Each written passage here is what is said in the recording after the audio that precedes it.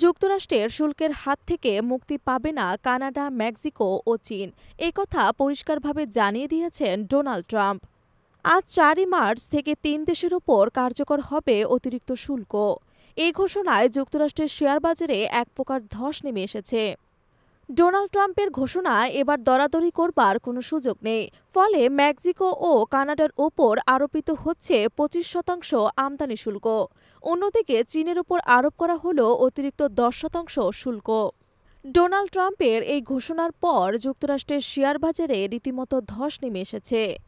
শিল্প প্রতিষ্ঠানগুলোর সূচক ডাও জোন্স ইন্ডাস্ট্রিয়ালের পতন হয়েছে ১.৪%।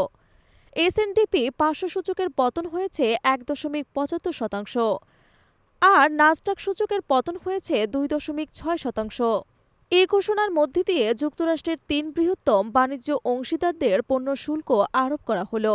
ফলে যুক্তরাষ্ট্রের বাজারে পণ্যের দাম বাড়বে এবং দেশটিতে আবারও মূল্যস্ফীতি বাড়তে পারে বলে শঙ্কা করা হচ্ছে। ট্রাম্পের জনপ্রিয়তায় তার প্রভাব পড়তে পারে। এবারে নির্বাচনী প্রচারণা থেকেই ট্রাম্প বলে আসছেন, ক্ষমতায় এলে এসব শুল্ক আরোপ করা হবে। এমনকি ক্ষমতায় নেয়ার প্রথম দিনেই তা করা হবে। কিন্তু অত তাড়াতাড়ি তিনি এই পথে হাঁটেননি। প্রাথমিকভাবে শুল্ক কার্যকর করার ক্ষেত্রে কিছুটা পিছিয়ে এসেছিলেন। কানাডা ও মেক্সিকোকে তিনি ৩০ দিন সময় দিয়েছিলেন। দুই দেশের তরফে সীমান্তে নিরাপত্তা বৃদ্ধি নিয়ে আশ্বাস পাওয়া গেছে বলেও জানিয়েছিলেন ট্রাম্প।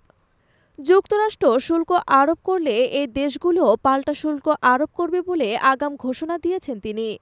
কানাডার পররাষ্ট্রমন্ত্রী মেলাইন জালি সাংবাদিকদের গতকাল বলেছেন, আমাদের কথা পরিষ্কার। ট্রাম্প যদি কানাডার পণ্য শুল্ক আরোপ করেন, আমরাও প্রস্তুত।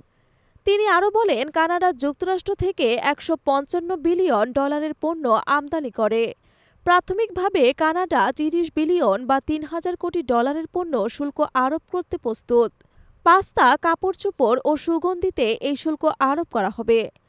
তিনি আরও বলেন, কানাডা শুল্ক যুদ্ধ শুরু করতে চায়নি, কিন্তু যুক্তরাষ্ট্র এই যুদ্ধ শুরু করায় তাদের উপায়ন্তর নেই। এদিকে ডোনাল্ড ট্রাম্প আরও ঘোষণা দিয়েছেন, ১২ মার্চ থেকে সব ধরনের ইস্পাত ও অ্যালুমিনিয়াম আমদানিতে শুল্ক আরোপ করা হবে। একই সঙ্গে সেই সব দেশ মার্কিন পণ্যে শুল্ক আরোপ করবে।